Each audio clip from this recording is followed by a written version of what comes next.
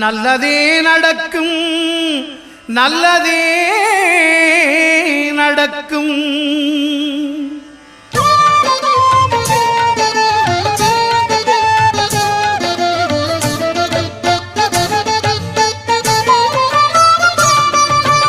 9 கோளும் ஒன்றாய் காண அங்கு கற்பகம் என்னும் கடவுளின் மெய்யில் 9 கோளும் ஒன்றாய் காண அங்கு கற்பகம் என்னும் கடவுளின் மெய்யில் சூரியன் முதலாய் 9 கிரகமும் பலவித குணங்களை கொண்டிருக்கும். எங்கள் கற்பக தருவில் அவை வரும்போது ஒன்றாய் சேர்ந்து பலனளிக்கும்.